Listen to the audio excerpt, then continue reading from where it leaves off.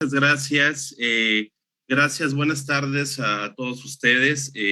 Estamos de vuelta en esta segunda parte de la jornada del coloquio, Evocar para no olvidar, a 100 años de la creación de la Secretaría de Educación Pública, 1921-2021.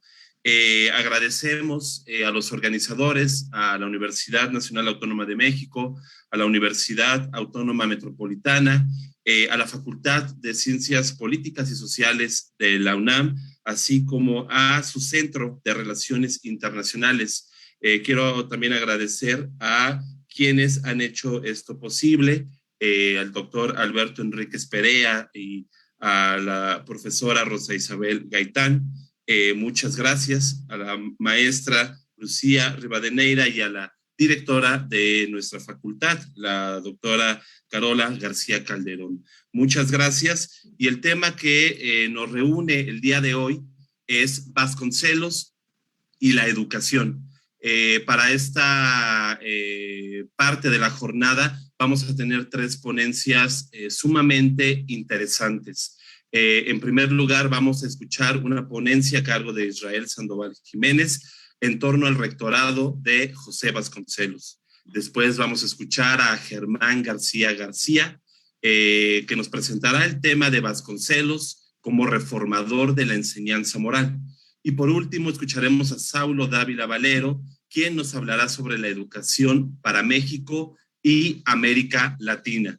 Vamos a escucharlos en este orden y al final de estas tres interesantes charlas haremos una especie de conversatorio con cada una de las preguntas que surjan del mismo y de las preguntas que también y comentarios que surjan en las redes sociales. Por eso los invitamos a que dejen preguntas y comentarios en la cajita de chat del Facebook en este caso.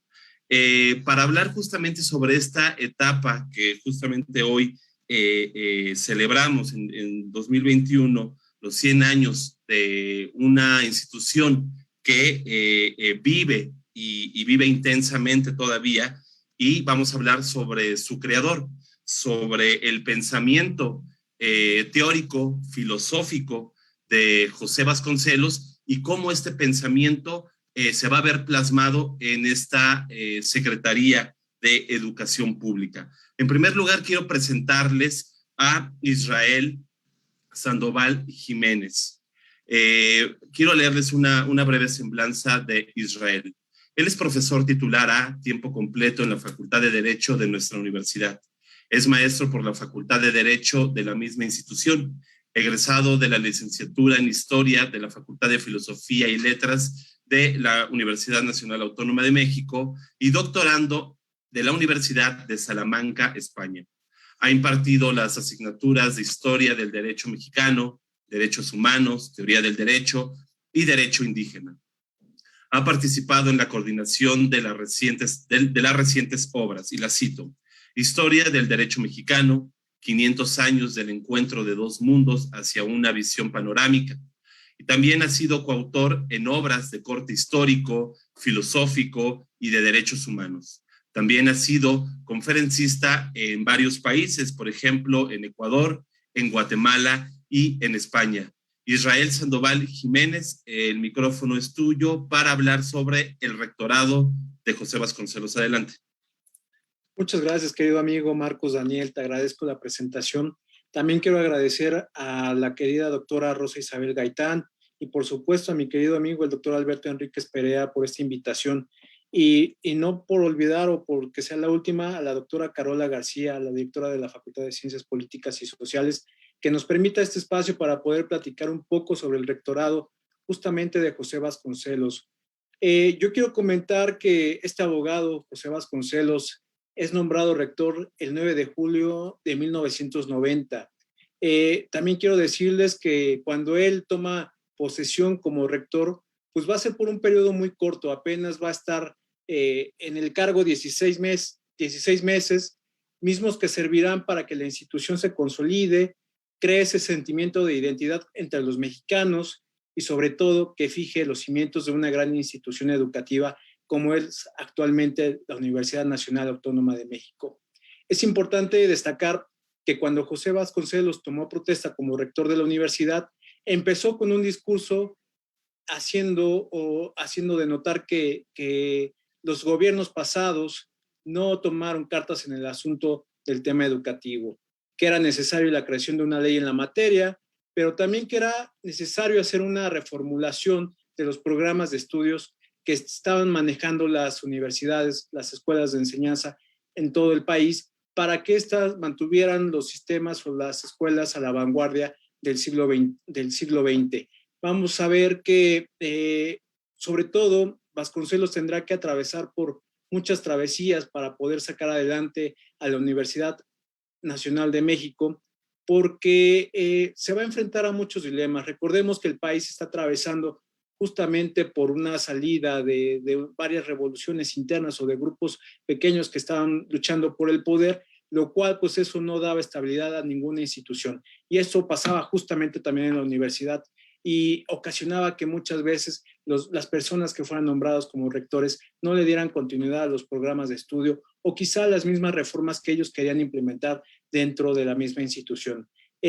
Otro tema que incluso va a ser muy sobresaliente cuando llega el señor rector justamente a la torre o a dirigir la Universidad Nacional de México, pues va a ser un discurso que va a pronunciar el 12 de octubre, justamente en el día conmemorativo del Día de la Raza, donde asistieron muchos invitados de Latinoamérica, y en este evento el rector Vasconcelos tomaría una postura bastante importante que daría pauta para hacer algunas otras manifestaciones más adelante. Aquí alzaría la voz contra el dictador de Venezuela, contra Vicente Gómez, donde él no estaba de acuerdo que en países de Latinoamérica se mantuvieran este tipo de régimen. Por eso es que va a levantar la voz, va incluso a invitar a los jóvenes estudiantes de la Universidad Nacional a que salgan a manifestarse, a que salgan a quejarse por esos atropellos que estaban viviendo los venezolanos en aquella época. Unos pensarían que quizá esto le costaría la silla o que continuara dirigiendo las instalaciones de la universidad. Afortunadamente eso no pasó y retomó sus esfuerzos para continuar con el tema que estaba muy alentado a continuar con ello, justamente que es el tema educativo. Vamos a ver que otro de los temas que se tienen que enfrentar en este desarrollo de su trabajo como rector, pues va a ser el tema de la designación de los directores o personas encargadas de dirigir algunos centros educativos a nivel nacional. Él pues tenía en mente que el factor más importante para que esto se pudiera desarrollar de manera grata y que cumpliera con los valores de la democracia es que los mismos centros escucharan a sus alumnos y a sus profesores y a partir de esta forma se fuera designando a la persona que iba a dirigir los caminos de cada una de las instituciones. Si bien él pudo haber optado por hacer una designación directa, él no se quiso meter en estas prácticas del viejo régimen y entonces prefirió que cada escuela escogiera a su director. Otro tema, por ejemplo, complicado que tiene que atravesar nuestro rector, pues es justamente los proyectos de enseñanza educativa. Recordemos que ahí va a haber muchos enfrentamientos, no solamente en la Ciudad de México, sino alrededor de toda la República. Recordemos que esta facultad pues era una facultad que tenían los municipios incluso a nivel estatal, ellos definían los planes de estudio, definían a quién iban a contratar. José Vasconcelos dice, yo no quiero cambiar ese tema, yo dejaré la autonomía a las mismas instituciones para que ellos puedan decidir qué personas contratan, qué profesores son los que deben impartir. Sin embargo, considero que debe haber por lo menos una ley general que nos permita dictar los parámetros generales de lo que debería de ser la educación a nivel nacional. Creo que esa es una de las propuestas más sobresalientes que va a hacer José Vasconcelos en ese periodo y que incluso continuaría cuando fuera nombrado justamente como el primer secretario de Educación a nivel nacional. Vamos a ver que cuando el maestro José Vasconcelos toma poder de la rectoría, pues apenas contaba con algunas escuelas. Ya estaba la Escuela Nacional Preparatoria, la antigua Escuela de Jurisprudencia, la Facultad de Medicina, Facultad de Odontología también estaba ya en funciones, la Facultad de Ingenieros y sobre todo también vamos a ver que está la Escuela Nacional de Altos Estudios, que de ahí daría quizá margen para que nazca lo que hoy es la Facultad de Filosofía. Vamos a ver que con ello, pues el maestro José Vasconcelos poco a poco iniciaría las labores necesarias para que las demás facultades o las demás escuelas que tenían alguna enseñanza técnica o que estaban enseñando el bachillerato se unificaran dentro de lo que él tenía como proyecto educativo a nivel nacional. Esto más tarde se conformaría o daría como resultado lo que hoy es la Universidad Nacional Autónoma de México. Vemos que este proyecto de querer unir a todas las escuelas de nivel bachillerato y superior van a permitir que nuestro rector, el rector José Vasconcelos, permita preparar el proyecto de ley que estaba construyendo.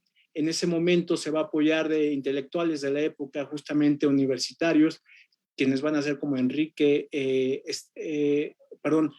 Aragón, Alfonso Caso, Alberto Vázquez del Mercado, Manuel Gómez Morín, el mismo Genaro Estrada y Mariano Silva por ahí, que van a permitir hacer un proyecto educativo que llame la atención y que sea bien recibido a nivel nacional. E incluso, como venía a ser parte de un proyecto de universitarios, se pasó por el Consejo Universitario para que se votara de manera interna y así se pudiera discutir más en el ámbito universitario para que después evidentemente pasara al nivel nacional. Pareciera que el tema era sencillo, lo cierto que no era un tema fácil, sobre todo lo que les estaba comentando de que tenía que hacer justamente estas gestiones con algunos pues, profesores rurales que tenían que ceder estas facultades a lo que sería la Secretaría de Educación más tarde. Vamos a ver que el gobierno, la forma de administrar este camino, el maestro José Vasconcelos lo va a tener un poquito complicado, va a tener que hacer varias manifestaciones a favor de que la ley educativa se pueda congraciar, que se pueda generar de manera pues, uniforme, pero quizá uno de los temas que más van a sobresalir dentro del rectorado de José Vasconcelos van a ser justamente la obligación que tenía con toda la nación. Y esa obligación era justamente el proyecto de acabar con el analfabetismo que se vivía en el país. ¿Cómo lo va a hacer? Pues justamente él va a sacar una pues misiva a todos los mexicanos que tuvieran algunos conocimientos en la lengua y en algunos temas de pronunciamiento, y él va a decir que todos aquellos que estén dispuestos a prestar un poco de su tiempo para que las demás personas aprendan a leer y escribir, sería una pauta que daría quizá algunos motivos para que el tema de las personas que no podían asistir a la escuela pudieran terminar con ese rezago. Evidentemente, esta misiva va a traer como lineamientos que sean invitados hombres y mujeres. Sobre todo esta parte me va a llamar mucho la atención a mí en lo personal, porque va a decir que las señoras y señoritas que dispongan de algún tiempo libre, pues se presten como profesoras honorarios. ¿Y qué recibían estos profesoras o profesores honorarios? Pues era justamente algún pequeño reconocimiento que le hacía la misma universidad al momento de que habían dado como resultado 100 personas que hubieran alfabetizado en ese tiempo. Las clases se impartían regularmente los fines de semana o los días feriados, y esto va a permitir que muchas personas puedan asistir a aprender las pequeñas letras. Incluso les daban algunos consejos elementales de higiene, de respiración, de alimento o incluso de cómo vestirse, de hacer ejercicio y sobre todo que pudieran leer algunas obras en compañía de los profesores que sabían las letras en esa época. Vamos a ver que estos profesores honorarios pues, tenían como beneficio también que se les diera alguna prioridad para que se pudieran incorporar a la universidad, o incluso en los estados se les daba las facilidades para que ellos mismos formaran parte de la administración pública. Creo que fue una gran labor y que justamente el rector Vasconcelos va a poner el dedo sobre el renglón y nunca lo va a quitar. Va a hacer algunos pronunciamientos más sobre el tema. Por ejemplo, le va a decir que aquellos profesores honorarios que ya habían cumplido con las primeras encomiendas, pues tenían ahora una segunda obligación, y esa segunda obligación justamente radicaba en la lectura de algunos autores importantes que para Vasconcelos quizá valían la pena que ellos o toda la población conociera. Por ejemplo, estaba apasionado con las lecturas de Benito Pérez Galdós, con Ronan Roland. El mismo León Tolstoy va a ser impuesto como un autor obligatorio que debía de conocer el pueblo mexicano. El proyecto era muy bueno realmente, o sea, invitar a todos a leer los fines de semana en todo aquel lugar público que estuviera abierto a la cultura y a salir o sacar adelante a la población mexicana, estaba bien planteado, pero el problema al que se va a enfrentar justamente el rector va a ser que no va a haber los libros suficientes. O sea, él quería sacar una encomienda donde todo el mundo pudiera tener acceso a los libros de este calado, pero pues se va a dar cuenta que los libros son escasos, que las bibliotecas no son lo suficiente amplias o cómodas para que las personas se puedan acercar a este intercambio literario. Entonces lo que él va a tener que hacer es sacar un proyecto de imprenta. Pero en el momento en que está implementando este proyecto de imprenta, se va a tener que enfrentar a algunas otras problemáticas. Por ejemplo, si a mí me lo encargaran, yo me preguntaría primero qué autores vamos a publicar, qué lecturas, cómo se va a financiar el proyecto, e incluso de qué manera vamos a hacer la promoción educativa para que la gente se acerque a estos autores que yo quiero promocionar. Pareciera que era un tema complicado para cada uno de nosotros en este momento, pero para José Vasconcelos el camino va a ser muy claro y ese camino justamente va a decir, impongamos o quizá permitamos que las personas se lleguen a las bibliotecas y puedan leer a los clásicos como Homero, Esquilo, Platón, Virgilio, el mismo Shakespeare, Dante, Goethe, cualquier libro importante que él hubiera leído, pues se va a poner a disposición de las personas que tengan este acercamiento o esta inquietud por acercarse a los clásicos. Creo que este programa él lo aprende o se lo copia justamente al maestro Justo Sierra, tenían una relación muy cercana y eso le permitió quizá a José Vasconcelos poder realizar todo este tipo de observaciones de manera clara. Vamos a ver que al percatarse que ya contaba con esta ley de imprenta que justamente va a ser apoyado por el gobierno, él se va a permitir incluso hacer una segunda súplica, una segunda propuesta al gobierno y le va a decir, bueno, necesitamos crear bibliotecas donde la gente pueda asistir y pueda leer, pueda acercarse a los libros de manera directa.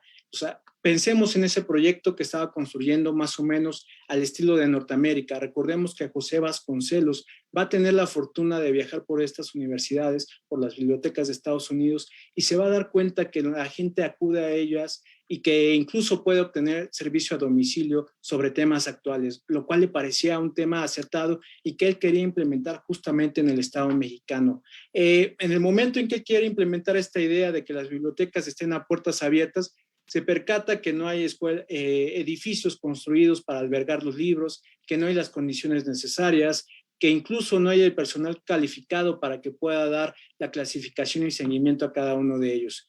Entonces, lo que él intenta hacer es construir estas bibliotecas, construir al personal capacitado y bueno, esto va a permitir que el segundo proyecto del rector Vasconcelos se dé con grandes culminaciones. Otro tema que incluso va a estar muy de boga en ese momento va a ser justamente que todas las grandes bibliotecas, como va a ser la del Museo Nacional, la del Conservatorio Nacional de Música, así como la Escuela Nacional de Bellas Artes, va a recolectar todos esos libros y lo va a poner a disposición de todas las universidades a lo ancho de la República Mexicana. La verdad es que el proyecto del maestro José Vasconcelos era muy grande. Su paso por estos 16 meses en la universidad va a permitir consolidar el sentimiento de universitarios, pero también va a terminar con ese rezago y con esa deuda que se tenía con la población mexicana. Nos daremos cuenta, y con esto quiero ir cerrando mi participación, que el rector también nos va a heredar justamente el lema y el escudo de nuestra universidad. En ese momento, el 27 de abril de 1921, el rector, por decreto, va a dejar los cimientos del símbolo que hoy nos identifica como universitarios, nos va a dejar el lema que tanto recordamos todos los que hemos tenido la facilidad o la oportunidad de estudiar en las aulas de la Universidad Nacional Autónoma de México. Y yo quiero hacer hincapié sobre todo en el símbolo que nos heredó el maestro José Vasconcelos. Es un símbolo de mucha tradición histórica, de mucha tradición en costumbres, incluso dentro del territorio, pero sobre todo nos está pidiendo que unifiquemos los criterios para poder identificarnos como latinoamericanos. Lo mismo podría ser el indígena de Perú que la persona que vivía en el territorio mexicano. Es decir, José Vasconcelos pensaba en un proyecto a nivel regional y no un proyecto como Estado mexicano. Es decir, era un personaje con una gran visión, con un acercamiento a la vida colectiva de los pueblos indígenas, de los pueblos hermanos del continente. Y pues yo diría que el maestro José Vasconcelos nos heredaría justamente el lema: por mi raza hablará el espíritu. Muchas gracias a todos los presentes. Muchas gracias por esta plática, Israel. Muy interesante los puntos que acabas de tocar. Justamente en este momento en que también celebramos los 100 años de este tránsito entre la rectoría que asume José Vasconcelos de la Universidad Nacional, como bien dices, y justo la gestación en el seno de la universidad del proyecto de ley para federalizar la educación pública, que nace justamente de estos intelectuales de los que acabas de tocar, Israel, así como proyectos que van a continuar, que seguramente los escucharemos adelante, contra el analfabetismo y este gran proyecto de lectoescritura que justamente contribuyeron a esta tradición histórica, Israel, de la que hablas, de unidad regional, no solamente local.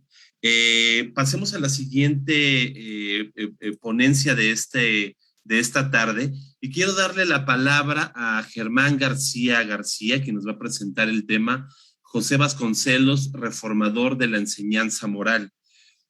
Antes quiero leerles una breve semblanza de Germán. Él es licenciado en Ciencias Políticas y Administración Pública por la Universidad Nacional Autónoma de México, maestro en Historia por esta misma universidad. Entre sus publicaciones se encuentra el texto Manuel Aguirre Berlanga, diputado de Jure, secretario de facto, que forma parte de la obra Constituyentes de 1917 en su centenario, así como el texto La Soberana Convención Revolucionaria, una mirada a la participación de Luis Cabrera y al proyecto de parlamentarismo como forma de gobierno en México, del libro Soberana Convención Revolucionaria, 1914 1915, Estudios y Reflexiones, ambos coordinados por el doctor Alberto Enríquez Perea. Entre sus líneas de investigación se encuentra el porfiriato, la Revolución Mexicana y el movimiento constitucionalista. Germán García, preséntanos ese tema. José Vasconcelos, reformador de la enseñanza moral. Adelante. ¿Qué tal? Buena tarde, maestro Daniel. Siempre es un gusto compartir con usted los micrófonos, de igual forma con el maestro Israel Sandoval y el maestro Saulo Dávila. Es un gusto estar aquí con todos ustedes. Quiero agradecerles también a las autoridades de la Facultad de Ciencias Políticas y Sociales de la Universidad Nacional Autónoma de México por permitirnos estar aquí, también a la Universidad Autónoma Metropolitana, Campus Iztapalapa, y en particular quiero agradecer a la doctora Georgina López, a la doctora Isabel Gaitán y al doctor el doctor Alberto Enríquez Perea, por siempre estarnos motivando a participar en estos eventos que sin duda sirven para reflexionar sobre un momento tan importante como es pues la educación en México. Como bien señala el maestro Daniel, pues yo titulé mi ponencia como José Vasconcelos, reformador de la enseñanza moral. Voy a dar paso a la lectura. En una película cinematográfica que se estaba exhibiendo en el Japón, un maestro reprende a un niño que dijo una mentira. El niño ratifica su embuste y entonces el profesor procura convencerlo de la necesidad de decir siempre la verdad. El niño, firme, se sostiene en su mentira y entonces el maestro lo deja ir. Cuando se queda el profesor solo, se da varios palmetazos en la mano por no haber tenido la virtud de inspirar en el alma de aquel niño el amor a la verdad. Este pequeño relato estaba encaminado a demostrar los valores morales que debe tener todo ser humano a lo largo de su vida. Sin embargo, un periódico de circulación en los Estados Unidos de la segunda década del siglo XX lo utilizó para cuestionar la falta de compromiso de los maestros en nuestro país, preguntándose, ¿cuándo tendremos esa clase de maestros en México? Tal cuestionamiento surgía a raíz de la falta de un verdadero programa educativo que dotara a los maestros con las herramientas necesarias para erradicar el analfabetismo existente en el país y los valores en la sociedad mexicana. Por lo anterior, se volvió indispensable dotar a la nación de un cuerpo de profesores comprometidos con mejorar la enseñanza en el ámbito nacional. Pero, ¿quién sería el encargado de realizar tal encomienda de dimensiones monumentales? Se requería un titán para lograrlo. Fue hasta 1921 cuando México encontró su Ulises en materia educativa, un Ulises criollo llamado José Vasconcelos. Si en una palabra se tuviera que describir la vida y obra de José Vasconcelos Calderón, esta sería sin duda alguna claroscuro. Este personaje, oriundo de Oaxaca, se caracterizó por estar presente en momentos trascendentales para la vida pública de nuestro país al inicio del siglo XX. Estudiante, abogado, funcionario público, candidato a la presidencia de la República y, por último, crítico del régimen, fueron las distintas facetas que vivió intensamente por más de 67 años que marcaron no solo a una generación, sino al devenir de toda una nación con su trabajo en la educación. Sus primeros años estuvieron marcados por el régimen de Porfirio Díaz, desde su ascenso hasta la caída del mismo en 1910. Vasconcelos contribuyó con este último al fundar, junto con Francisco I. Madero, en 1909, el Centro Antireeleccionista de México, en donde se dio a conocer el lema que durante años fue la bandera utilizada por un gran número de candidatos que se oponían al régimen en turno: sufragio efectivo y no reelección, cuya autoría se le atribuye al propio Vasconcelos. Este no fue su único lema célebre. El distintivo de la Universidad Nacional Autónoma de México, del cual ya también platicó el maestro Israel, por mi raza hablará el espíritu, es quizá el de mayor trascendencia, no solo en el ámbito nacional, sino también internacional, por lo que representó para México en términos de creación e identidad de la figura estudiantil, universitario. Estos son dos ejemplos claros del pensamiento e ideales que durante mucho tiempo defendió a cabalidad el abogado oaxaqueño. Vasconcelos tuvo varias facetas a lo largo de su vida. Primero, el joven universitario, en cierta forma arrogante, sabedor de un éxito promisorio por estudiar una licenciatura, que en aquel tiempo representaba no solo una mejor vida en términos económicos, sino que significaba formar parte de una recién creada clase media intelectual que basaba sus fundamentos en el liberalismo de su época. Individualismo y libertad de trabajo formaban parte de sus propias características. Segundo, el abogado postulante que tuvo la oportunidad de trabajar en despachos de alto renombre y que le darían cierta estabilidad económica hasta su siguiente etapa, la de intelectual revolucionario. Es en esta en donde el pensamiento del oaxaqueño se desbordó de una manera vibrante. Dejó de lado los juzgados para dar paso a su preocupación por la opresión social que siguió combatiendo como funcionario público.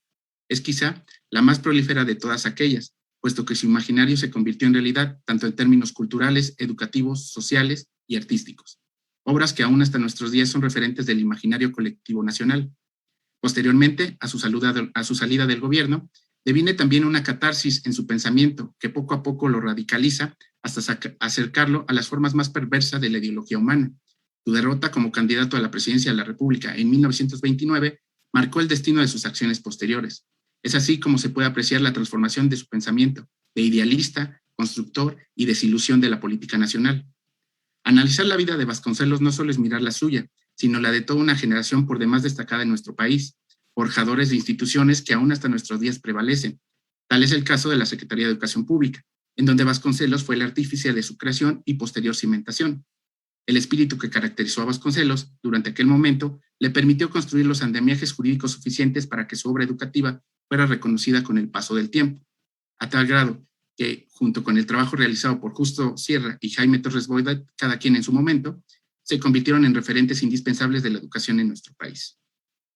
Por la premura del tiempo me voy a centrar a señalar solamente el regreso de Vasconcelos a México tras la caída del poder por parte del presidente Venustiano Carranza.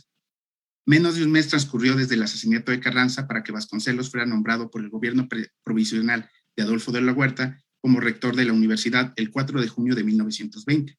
El abogado oaxaqueño asumía, abro cita, el mayor puesto educativo nacional que existía, ya que la Constitución de 1917 había suprimido al antiguo Ministerio de Justicia e Instrucción Pública por considerar que dentro de las atribuciones del municipio libre estaba la que fueran las autoridades regionales quienes reglamentaran la educación en sus zonas, como se hacía en los Estados Unidos. Cierro cita. Así las cosas, Vasconcelos se dio a la tarea desde que pronunció su discurso de toma de posesión en la rectoría universitaria en tratar de establecer dicho ministerio, pero con la modernidad que ameritaban los nuevos tiempos. Analfabetismo, deserción escolar, instalaciones escolares deficientes, profesores con escasa preparación, así como finanzas en ruinas a causa del proceso revolucionario, eran los factores que tenía que contrarrestar Vasconcelos en su búsqueda por crear un nuevo sistema educativo. El primer paso que dio fue crear juntas de trabajo con sus colaboradores, Antonio Caso, Ricardo Gómez Robelo, Roberto Montenegro, Carlos Pellicer y Jaime Torres Bodet, en las cuales se delineó un proyecto de reforma para la reorganización de la instrucción pública, donde sería la Federación la encargada no solo del tema educativo, sino también de la administración, distribución y estructura inherente a la nueva institución, la cual llevaría por nombre Secretaría de Instrucción Pública. Fueron semanas de intenso trabajo, y aunque no estaba concluido dicho proyecto, el rector de la universidad se apresuró a buscar el consenso en las distintas entidades del país para realizar la reforma constitucional que diera pie a la creación de la nueva secretaría. El primer punto fue el Estado de Puebla, que visitó en el mes de agosto para dar a conocer su proyecto educativo en ciernes, que fue bien recibido en primera instancia por las autoridades tanto académicas como gubernamentales que decidieron respaldarlo, aunque con la salvedad de integrar un consenso general que tuviera la participación de todos los estados. Aún había mucho por hacer antes de la creación de la Secretaría. El rector lo sabía y por ello tomó la decisión de trabajar en 2 rutas para fortalecer el tema educativo. El primero de ellos fue la creación de un cuerpo de profesores honorarios de educación elemental, que serían ellos los encargados de acabar con el analfabetismo en el país. Para lograrlo, y como segunda ruta, el rector les encomendó delinear un programa que incluyera desde el aseo personal, la forma de respirar por medio de la sabiduría indostánica y la alimentación que coadyuvara para una mejor comprensión y desarrollo integral del alumnado. Debido al poco presupuesto que tenía la universidad, Vasconcelos creó dichos cuerpos de profesores sin retribución económica alguna, más que el reconocimiento de la propia sociedad por la labor tan loable que era educar al pueblo mexicano sin recibir compensación monetaria. Esta fue una de las razones que lo motivaron a buscar en el sexo femenino el apoyo para realizar dicha labor. Pero sería injusto para el propio Vasconcelos señalar este como el único motivo para hacerlo. En realidad estaba interesado en que la mujer tomara un rol distinto dentro de la sociedad mexicana. En específico, buscaba proyectarla en la docencia. Por ello es que el rector le obsequió a la Escuela Nacional Primaria Industrial para Niñas, Corregidora de Querétaro, ubicada en la Ciudad de México, 60 volúmenes para conformar la biblioteca de dicho plantel. La escuela, fundada en 1910, estaba destinada a formar a las mujeres en las labores de la confección de prendas de vestir. Sin embargo, el rector buscó darle un giro a dicha institución con la finalidad de conformar un grupo amplio de maestras que llevaran su proyecto educativo a todo el país. Era tiempo de involucrar a todos los mexicanos. Empero, aún estaba lejos dicha reforma de lograr su objetivo, más aún cuando el carácter aguda, crítica y en ocasiones poca prudencia de Vasconcelos era por demás conocidos entre sus contemporáneos, tal como le demostró al poco tiempo de ser nombrado rector. En un discurso pronunciado por el Día de la Raza, atacó abiertamente a Juan Vicente Gómez, presidente de Venezuela, del cual ya también platicó el maestro Sandoval, quien desde el año 1908 ostentaba el poder en aquel país. En un símil de Porfirio Díaz, el rector lo calificó como el último tirano que pesaba sobre América, y sin miramientos exhortó a los estudiantes de toda América para que apoyaran su idea de organizarse y contribuir al derrocamiento de aquel mandatario. El actuar de Vasconcelos habrá surgido por mutuo propio o a raíz de comentarios que le fueron hechos por una liga de estudiantes venezolanos, tal como lo señalaban los periódicos de la época. Es incierta la respuesta, pero lo que no cabe duda es que sus comentarios causaron molestia al gobierno de aquel país, quien rápidamente presentó una protesta diplomática en contra de los dichos de Vasconcelos. El gobierno mexicano, por medio de Cuthberto Hidalgo, subsecretario de Relaciones Exteriores y encargado del despacho, desaprobó las frases de Vasconcelos, toda vez que no representaban los sentimientos del pueblo mexicano. Los periódicos daban por hecho el despido del rector, quien inmediatamente presentó su renuncia. Es por demás conocida la intervención del ministro de Guerra, Plutarco Elías Calles, quien salió a la defensa del rector en ese asunto, dándole un espaldarazo a su gestión. Calles quien hábilmente estaba seguro que Vasconcelos sería el ministro de Instrucción Pública en el gabinete del recién electo presidente de la República, Álvaro Obregón, no dudó en apoyarlo. Esta relación, que en aquel momento podía ser considerada como cordial y afable, con el paso de los años cambió sustancialmente. La renuncia de Vasconcelos, además de no haber sido aceptada, coincidió con la conclusión del proyecto de ley en materia educativa. Era momento de emprender un nuevo camino para llevarla a cabo. Con la presencia de Obregón como ejecutivo, dicha reforma parecía estar más cerca que nunca de volverse realidad. Tal como estaba previsto, el 1 de diciembre de 1920, Álvaro Obregón tomó posesión como presidente de la República y ratificó en su cargo de rector al abogado Vasconcelos. No había persona con más poder en el tema educativo en el país que el abogado oaxaqueño, y así lo hizo valer inmediatamente. Meses más tarde, el 30 de junio de 1921, el presidente Obregón decretó la reforma en materia educativa a la Constitución de 1917. De esta manera, Vasconcelos se dedicó en llevar a la práctica la recién establecida reforma, y su principal preocupación fue la creación de escuelas y bibliotecas. Con la reforma al artículo 73 constitucional, La formación de un nuevo ministerio educativo era un hecho inminente, que se cristalizó el 3 de octubre de 1921, cuando salió publicado en el Diario Oficial en el establecimiento de la Secretaría de Educación Pública. Al día siguiente, se constituyó la Federación Latinoamericana de Estudiantes con el propósito de incentivar círculos de lectura, reuniones estudiantiles y, en general, formar un cuerpo de estudiantes que tuvieran plena conciencia de los problemas tanto nacionales como internacionales. El interés de Vasconcelos era que la juventud mexicana fuera educada de forma integral y por los mejores maestros de la época que estuvieran al alcance. En los siguientes meses se inauguraron, bajo el patrocinio del Departamento de Educación Secundaria y Profesional, los primeros cursos culturales de corta duración, así como conferencias impartidas por el intelectual dominicano Pedro Enrique Sureyes. Con la recién creada Secretaría de Educación Pública, era lógico pensar que Vasconcelos sería nombrado su primer secretario, como en efecto sucedió. Unos días antes de su nombramiento, Teodoro Torres, periodista mexicano radicado en los Estados Unidos, tuvo la oportunidad de entrevistarlo y le preguntó: ¿usted va a ser el ministro de Instrucción Pública? Vasconcelos, con una pequeña sonrisa y el orgullo que lo caracterizaba, le contestó: ¿qué sé yo? Y si algo supiera, tampoco se lo diría. Fueron las palabras usadas por el abogado oaxaqueño, quien en la misma entrevista realizó un bosquejo de lo que trataría de realizar como máxima autoridad educativa en el país, que bien vale la pena mencionar. Fundar escuelas por todo el país, hacer que la población analfabeta de México aprendiera a leer, aunque fuera solamente lo elemental, acabar con la ignorancia y, en la medida de lo posible, fomentar investigaciones para el progreso educativo del país, fueron algunas de sus declaraciones. Vasconcelos, con sinceridad, señaló que más allá de un plan de reformas para la enseñanza, tanto para la elemental como para las escuelas de estudios superiores, era primordial construir escuelas, y abro cita, porque creo que lo urgente es tener muchas escuelas, después se verá la manera de implantar sistemas, de reglamentar estudios y de adoptar métodos. Cierro cita. El rector enfatizó que buscaría que el presidente Obregón destinara 50 millones de pesos de la partida presupuestal para poner en marcha su programa educativo, cantidad muy superior a los 6 millones de pesos que destinaban anualmente para tal rubro. Dicho monto también sería destinado para el pago de viáticos de los profesores que acudirían a las sierras, rancherías y lugares alejados del país para educar a la población de dichas zonas. Como segundo punto de vital importancia, el rector señaló la necesidad de difundir la educación repartiendo libros sobre los métodos de enseñanza elemental por toda la República, con una proyección de publicaciones que ascendería a 1 millón de ejemplares. Estas dos acciones serían las que el rector Vasconcelos buscaría poner en práctica tan pronto llegara a la Secretaría de Educación Pública. El abogado oaxaqueño, sensible al tema educativo desde pequeño, sabía de la necesidad de contar con una buena preparación desde los primeros años de vida, donde la lectura era parte fundamental de la misma. Unos días después de dicha entrevista, el 12 de octubre, Vasconcelos fue nombrado secretario de Educación Pública. Las funciones y estructura administrativa de la nueva institución quedaron conformadas de la siguiente manera: escuelas, bibliotecas y bellas artes. Esos serían los ejes que trataría de desarrollar en los próximos 3 años, hasta su renuncia el 30 de junio de 1924, cuando la efervescencia política por la presidencia de la República nuevamente volvía a enconar los ánimos de quienes buscaban suceder en el poder al presidente Obregón. Cuando Plutarco Elías Calles fue elegido como candidato oficial, Vasconcelos se sintió preparado para contender por la gobernatura en el estado de Oaxaca, aunque sin el apoyo oficial.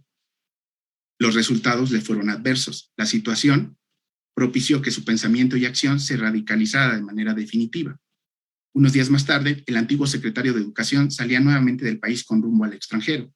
No volvería a México hasta varios años después con la intención de ser presidente de la República, en un contexto completamente distinto a lo vivido durante la administración obregonista.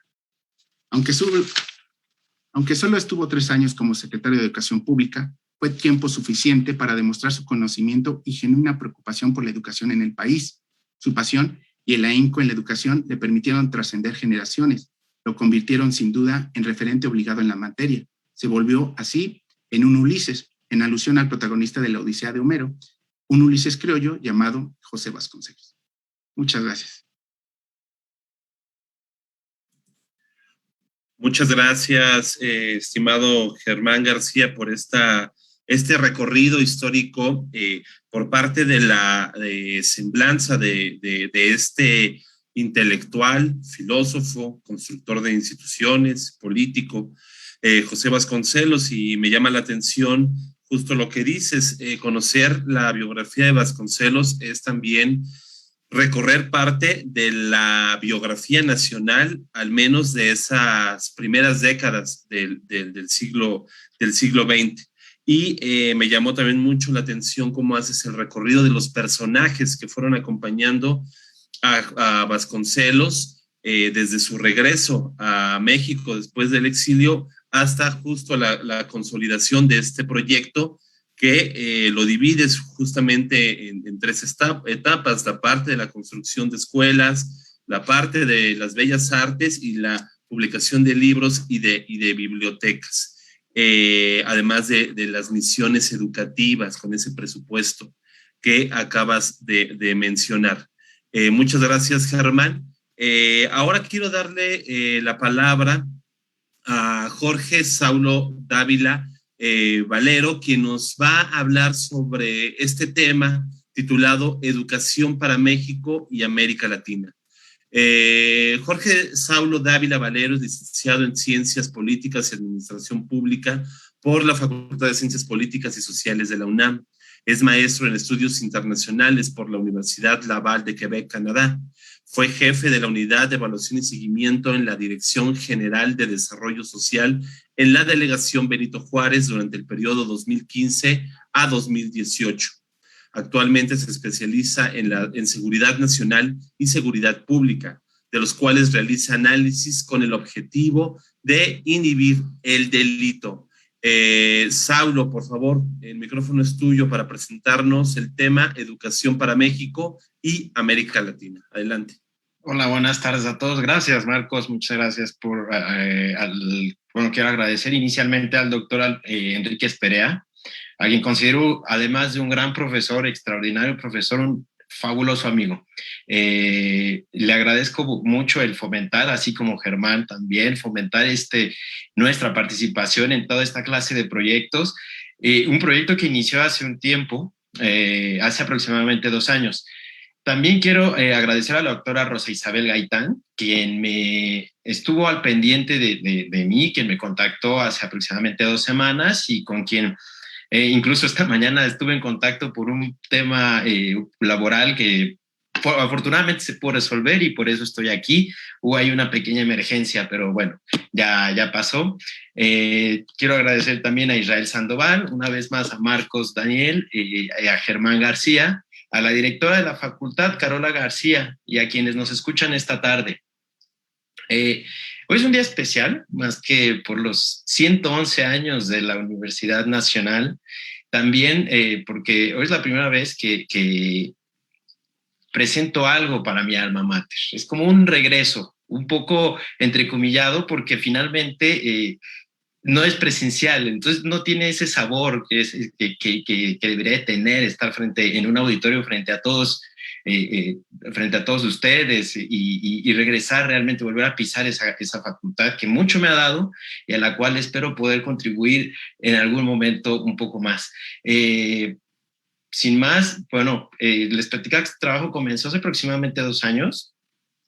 Yo me encontraba todavía en Canadá y fue un poquito complicado realizarlo por la falta de información, por todo. Vine a México en aquel entonces y aproveché ese pequeño tiempo, 2019, para nutrirme un poco más de información y poder sacar adelante este trabajo que hoy les presento. Es un poco tiempo el que hay para presentar, pero mucho que hablar.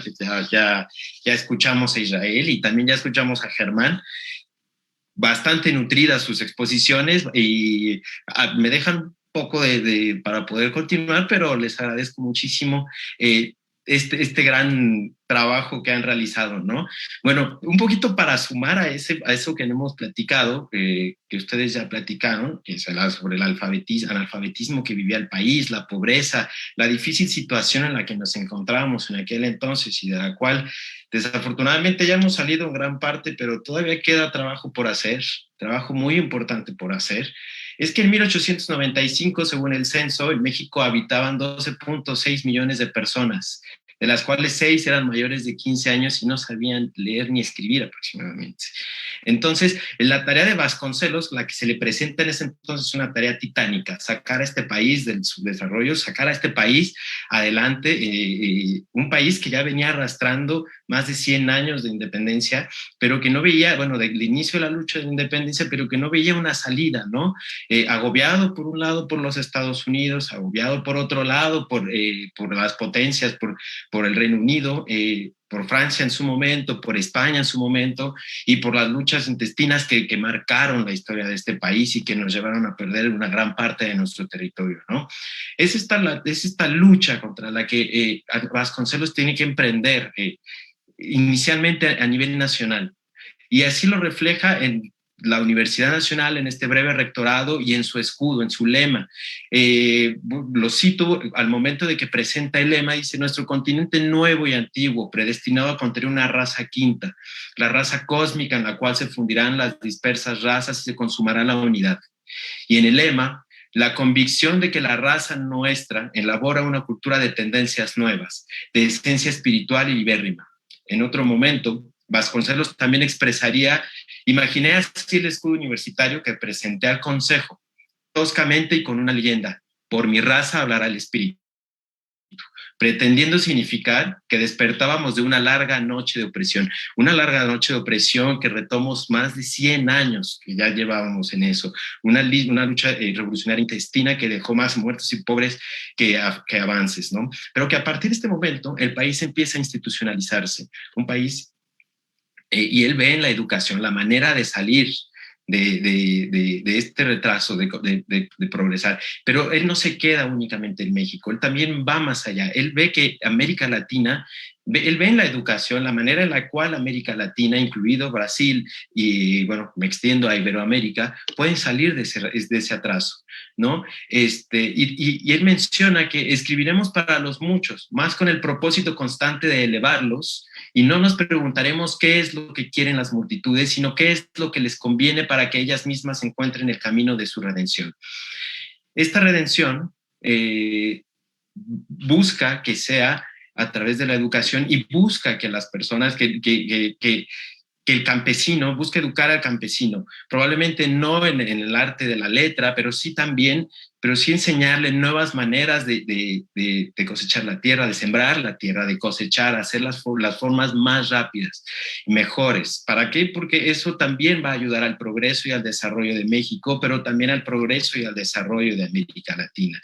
Lo refleja cuando invita a Gabriela Mistral, por ejemplo, a participar en estas misiones culturales que ya ustedes bien han descrito, Germán e Israel, pero que comienzan con una tarea tan noble que es educar a México, educar a todos los rincones de México, ir buscando maestros, que esto era la función principal de los misioneros, ir y buscar maestros, buscar en los pueblos donde se puede establecer una escuela, y hasta allá llevar maestros, reclutarlos, para poder darle a este México tan subdesarrollado un mejor futuro.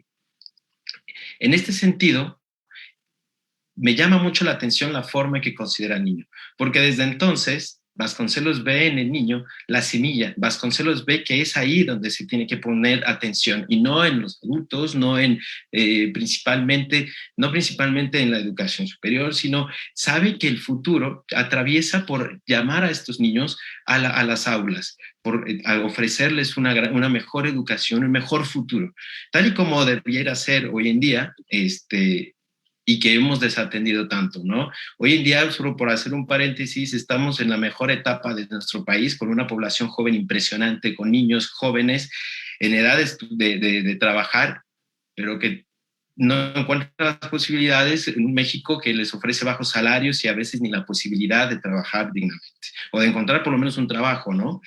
Vasconcelos considera al niño como una semilla o embrión que, con la debida atención educativa por parte del maestro, tiene la capacidad de prosperar. Y lo cito: hay en cada niño un germen precioso y único, que debe ser cuidado con precaución exquisita. Quien siembra, labra primero su tierra y la riega, y cuida que el germen quede intacto. El alma de un niño es semilla, que requiere trato de unción. Qué bonitas palabras, ¿no? Cómo él ve a los niños. Y entonces entrelaza estas misiones para localizar maestros y establecer relaciones con la comunidad para facilitar la tarea. Por otro lado, los maestros misioneros tenían como principal labor localizar los centros en los que se requerían las escuelas, y una vez realizadas estas tareas, se procedía a capacitar a los pedagogos para instruir formalmente la misión y de esa manera comenzar con la labor. Y es ahí que Vasconcelos, como secretario de Educación, ya mencionábamos Israel, que en su momento el constituyente de 1917 desaparece lo que era el Ministerio de Instrucción Pública y le da a los municipios la facultad para instruir, para otorgar, para impartir educación a nivel nacional. Bueno, los municipios, y quizás hoy son capaces de poder hacerlo. 100 años después, los municipios no pueden con esa tarea, si un Estado no puede, si el gobierno de la República se le dificulta.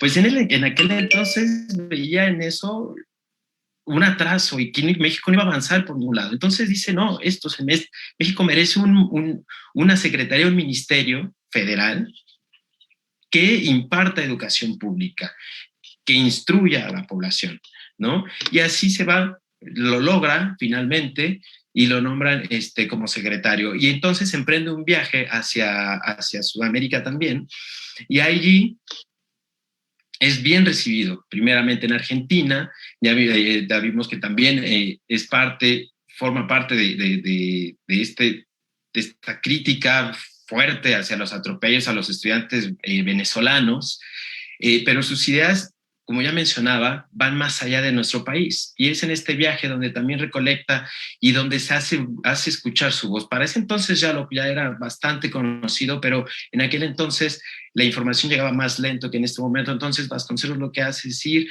y lo reciben. Recordamos esa gran recepción que le da José Ingenieros en Argentina. Lo reciben como el gran maestro, y finalmente en Colombia se le nombra como el maestro de las juventudes de América por la Asamblea Nacional de Estudiantes de América, ¿no? Y esto es ayudado también por el apoyo incondicional que daba a los estudiantes. Ayuda a la organización del Congreso Estudiantil de México, que finalmente se desarrolla en la Ciudad de México y no tiene ese alcance debido a los errores en la organización, ese alcance que él mismo hubiera querido, pero que finalmente los estudiantes del continente, los estudiantes de México, se ven arropados por él. También, como menciona Belém Corbo, su adhesión a todos los movimientos estudiantiles del continente y además su activismo político ante las diferencias de Estados Unidos y México. Hay que recordar que en ese momento México, bueno, como ya mencioné hace unos momentos, pues estaba un poco oprimido, ¿no?, por el gobierno de los Estados Unidos. No hacía mucho que había habido un golpe de Estado que había dejado a Victoriano Huerta como presidente de este país, y finalmente México pues está todavía en carne, en rojo, al rojo vivo, la situación política en nuestro país, ¿no? Y él dice, bueno, América Latina tiene una identidad propia, una raza propia, y hay que fundirla con lo europeo. No necesitamos imitar forzosamente a los estadounidenses, a los norteamericanos, sino nosotros tenemos lo propio, y entonces de ahí vamos a coger mexicanos, brasileños, argentinos, chilenos, peruanos, bolivianos, colombianos, nuestras raíces para salir adelante, ¿no? Y vamos a hacerlo a través de la educación. Esto, finalmente, lo lleva a ser honrado en toda América Latina. Como, bueno, se le otorga el doctorado honoris causa por parte de la Universidad Nacional de México, pero además también por la Universidad de San Carlos en Guatemala y la Universidad de El Salvador, pero finalmente por la Universidad de Puerto Rico. Voy a cerrar con lo siguiente. Para mí representó este trabajo descubrir a Vasconcelos. Es un personaje que hemos, creo yo, dejado en el olvido, que necesitamos volver a descubrir, que las nuevas generaciones, los niños, los jóvenes, aquellos que entran a la universidad, conozcan. Es una persona que ayudó a construir el andamiaje educativo de este país, y que hoy realmente se ve en los libros de educación pública gratuita, en los libros de educación gratuita, de manera muy somera, y muchas veces ya los profesores ya no dominan el tema o ya no saben quién es. Yo creo que debemos empezar a hacer que los niños, que todo México vuelva a descubrir a José Vasconcelos como ese pilar para la educación de nuestro país. Muchas gracias. Estimado Saulo Dávila, muchas gracias por esta exposición.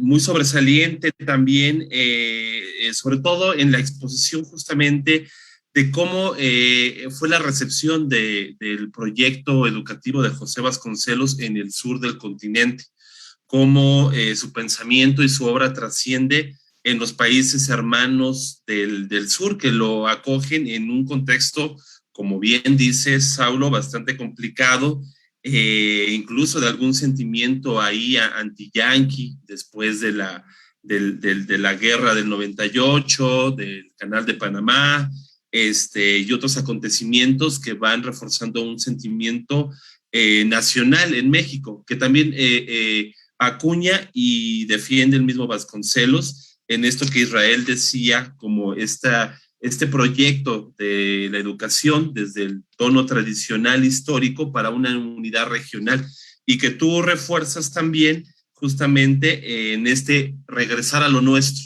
No necesitamos de la imitación. Sí, América Latina pues tiene una cultura o unas culturas propias que debemos conocer y explotarlas desde el punto de vista cultural y educativo.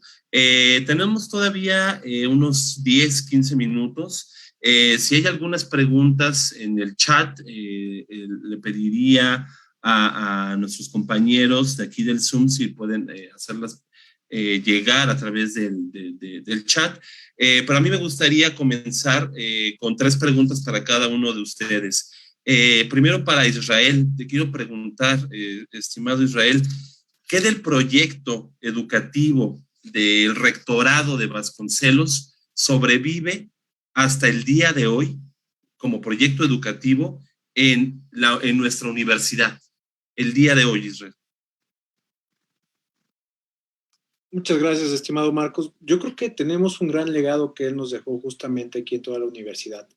La Escuela de Altos Estudios, pues justamente dio al nacimiento de la escuela, a la Facultad de Filosofía y Letras, que justamente ahí se desarrollaron grandes filósofos. Samuel Ramos fue uno de los directivos de esta facultad, y que incluso las mismas anécdotas cuentan cómo se relacionaban entre ellos y daban justamente el nacimiento a otros proyectos. Una parte que se me olvidó mencionar en esta etapa del rectorado de Vasconcelos fue justamente la escuela de estudiantes extranjeros que se creó, ¿no? Que hoy está justamente enfrente o a un costado de la Facultad de Filosofía y Letras, y ahí se trataba de dar una enseñanza donde todos pudieran compartir de la misma manera los conocimientos socialistas o capitalistas, sin siquiera entrar a esta connotación, ¿no? De qué corriente eres. Ellos querían aprender algunas nuevas tendencias nuevas sobre lo que era México, las diferentes culturas incluso, pero sobre todo buscar esa unión entre personas que estaban del otro lado de la parte yanqui con esta parte un poco más socialista, que era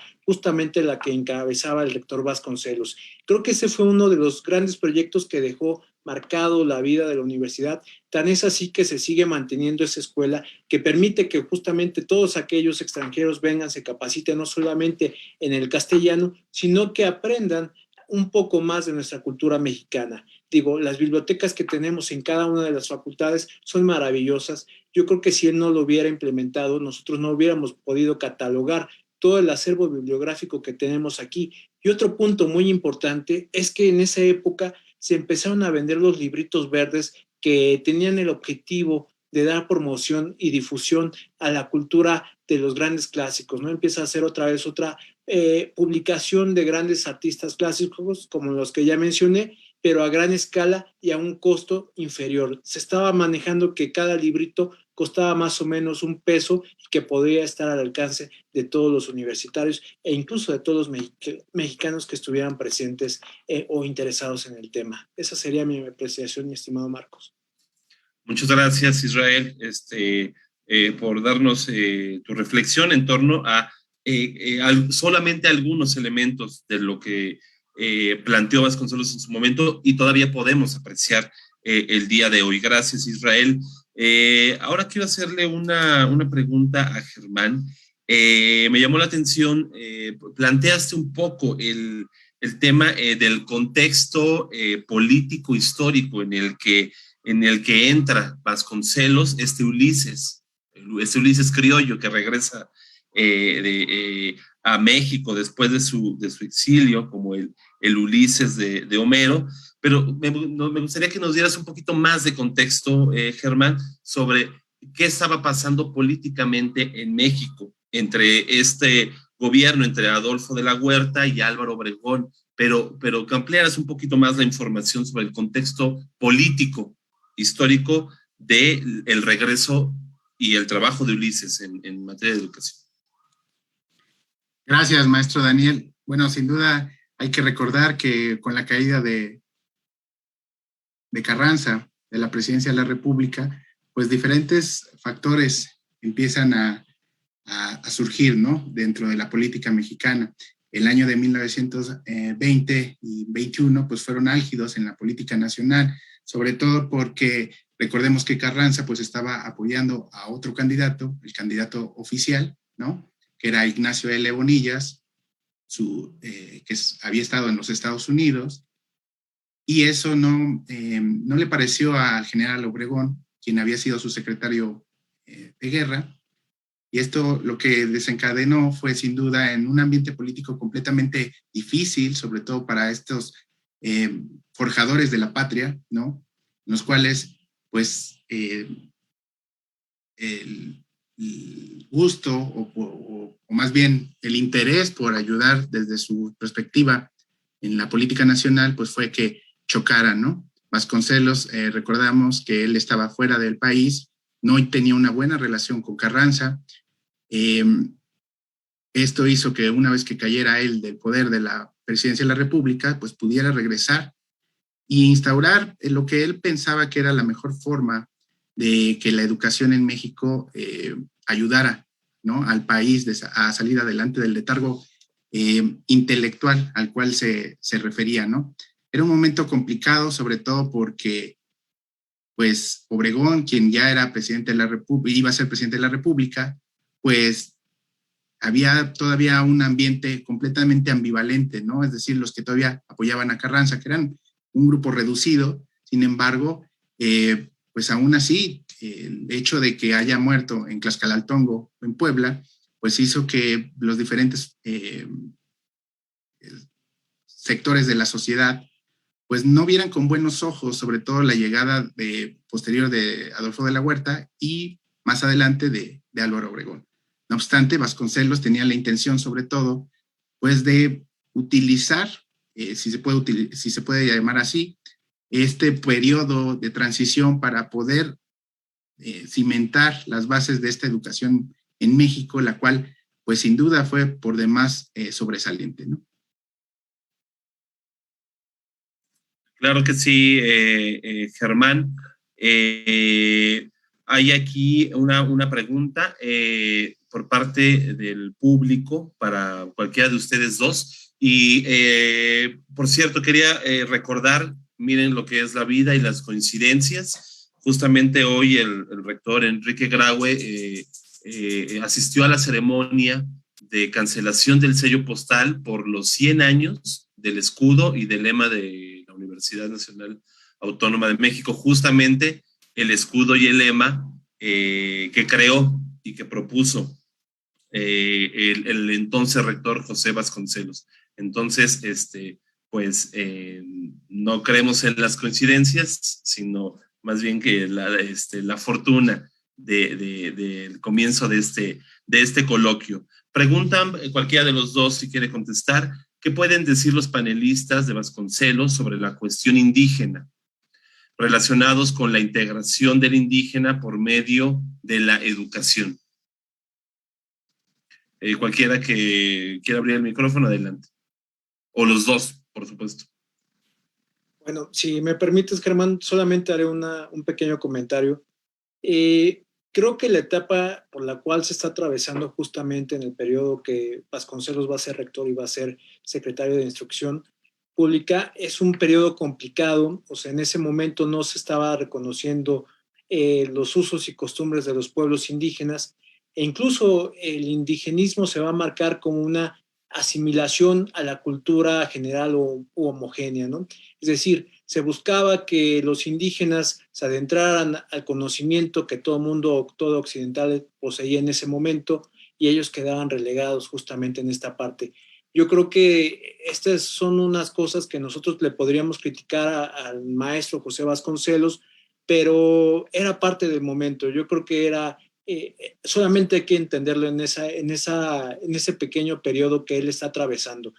Muchos pueden decir que fue una mala persona o quizá no tuvo la iniciativa de proteger a estos pueblos indígenas, pero la manera en que ellos veían que podían protegerlos, pues es justamente aculturalizándolos al mundo occidental. Eso sería mi opinión, Marcos. Muchas gracias, Israel. Y bueno, aprovecho para despedir al maestro Saulo Dávila, que tiene que retirarse. Saulo, muchas gracias por acompañarnos. Muchas gracias a ustedes, Marcos. Muchas gracias a todos y les agradezco que estén muy bien. Cuídense mucho y pues hasta la próxima. Gracias, maestro Saulo. Cuídate mucho. Gracias. Igualmente. Bye. Gracias. Despedimos al maestro Saulo Dávila. Ahora regresamos y te regreso la pregunta, Germán, justamente sobre el tema, sobre la integración del indígena por medio de la educación y sobre todo que has tomado el tema de esta nueva moral, de este nuevo México que estaban haciendo tras los años más violentos de la revolución, y que bueno, por supuesto que viene apuntalando el nuevo proyecto del nuevo México, el México moderno, pues el proyecto educativo de Vasconcelos. ¿Alguna reflexión al respecto sobre el tema del indígena? Sí, claro que sí, maestro Daniel. Pues complementando un poco lo que mencionaba el maestro Sandoval, sin duda el tema de los indígenas pues no fue completamente abarcado por el oaxaqueño Vasconcelos. Recordemos que era un momento difícil también por la cuestión de los yaquis en Sonora, ¿no? Que habían sido bastante sobajados por el gobierno en turno de Porfirio Díaz, y más adelante, bueno, pues se trató de integrar, ¿no?, a las diferentes etnias de los diferentes lugares de nuestro país. No obstante, pues lo que le interesaba más a Vasconcelos, pues era tratar de que el mexicano en general, no solamente los indígenas, en general toda la sociedad mexicana, pues tuviera una mayor educación. Recordemos que él pues había estado en la Escuela Nacional Preparatoria, ¿no?, y después en la Escuela Nacional de Jurisprudencia, y pues lo que buscaba era hacer una integración en general de todas estas nuevas clases sociales. Él lo que señalaba y a lo que tenía más la intención pues era la clase media intelectual, ¿no? Es decir, fomentar una mayor lectura, fomentar un mayor conocimiento e investigación de los temas, y quizá pues se podría decir que no se abarcó del todo a la sociedad mexicana. Sin embargo, bueno, pues fueron los cimientos para que posterior a ello pues se fueran dando diferentes programas para esta integración, ¿no? Por supuesto, Germán, es una reflexión muy, muy interesante también la que haces, tomando en cuenta que el mismo proyecto de Vasconcelos, pues era un proyecto que abarcaba sobre todo al grueso de la población, llevar la educación y combatir el analfabetismo, sobre todo pues al grueso de la población que como ustedes lo mencionaron, pues era un porcentaje mayúsculo en esa segunda década del siglo XX. Y bueno, tomando en cuenta también de lo que hablaron sobre la publicación de ese 1,000,000 de libros que edita Vasconcelos, del cual también fue criticado, pero Vasconcelos respondía, dice por ahí, que cómo quieren, por qué nos impiden o por qué nos critican llevarle lo mejor de la cultura universal y mexicana, pues a los más. O sea, es como un juego del huevo y la gallina. Hay que llevarles libros, sino cómo queremos que la gente que no sabe leer aprenda a leer, ¿no? Entonces hay que llevarles libros, ¿no? Una idea interesante. Bueno, pues nos quedan 2 minutos para cada quien. Me gustaría que hicieran una reflexión general para ir englobando un poco cada uno de los temas que hemos abordado a lo largo de este conversatorio. Una reflexión final en 2 minutos, estimado Israel. Gracias, estimado Marcos. Definitivamente yo creo que sin la presencia del maestro José Vasconcelos en la Universidad Nacional de México, que en ese momento se llamaba o se percibía así, no hubiéramos podido obtener quizá nuestra autonomía, no hubiera dado proyecto de nación en materia educativa, ya que, como se había mencionado, todos los gobiernos estaban luchando siempre por ver quién contenía el poder, pero jamás se preocupaban por ver que esa población saliera adelante, ¿no? Que saliera de la oscuridad para encontrar un poco de luz. Yo diría que el maestro José Vasconcelos justamente dará luz a toda esa población que había sido olvidada. Gracias. Muchas gracias, Israel Sandoval, por esta conclusión.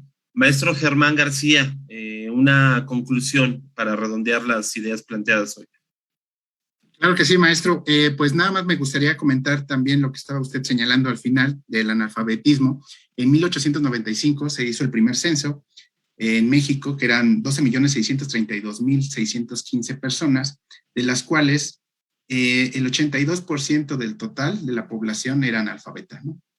Entonces, pues eso habla de la situación tan crítica en la cual se encontraba nuestro país, ¿no? En temas de educación, y en la cual Vasconcelos pues trató sin duda alguna de incentivar no solamente la lectura, sino pues la creación de escuelas y eventualmente pues mejorar la educación en nuestro país, ¿no? Quiero agradecer simplemente pues la oportunidad de estos minutos, ¿no? Al maestro Sandoval por estar aquí con nosotros, al maestro Daniel y pues a las autoridades que nos dejaron participar en este evento, que sin duda yo hago votos para que las demás mesas pues sean tan fructíferas como esta, ¿no? Gracias. Muchas gracias, estimado maestro Germán García, por esta conclusión. Es cierto, hay demasiados temas de los cuales podamos hablar sobre la Secretaría y sobre José Vasconcelos, pero los invitamos a que permanezcan justamente conectados en este coloquio, Evocar para no olvidar, coloquio a 100 años de la creación de la Secretaría de Educación Pública. No se desconecten, justo a las 4:30 de la tarde continúa la siguiente mesa, la mesa 4 del día de hoy, titulada Vasconcelos, el personaje. Yo solo quiero agradecer a Germán García García, a Israel Sandoval y a Jorge Saulo Dávila por sus presentaciones, que sin duda motivarán tanto a los compañeros docentes como a los estudiantes. Que quienes nos están viendo y al público en general. Y reitero mi agradecimiento a los profesores Alberto Enríquez Perea, a Rosa Isabel Gaitán, a la doctora Georgina López González y a la profesora Lucía Rivadeneira, mis maestros de la facultad, lo cual me hace también estar muy feliz en esta tarde. Bueno, pues nos despedimos y a las 4:30 de la tarde inicia la siguiente mesa. Muchas gracias. Hasta luego. Muchas gracias. Okay.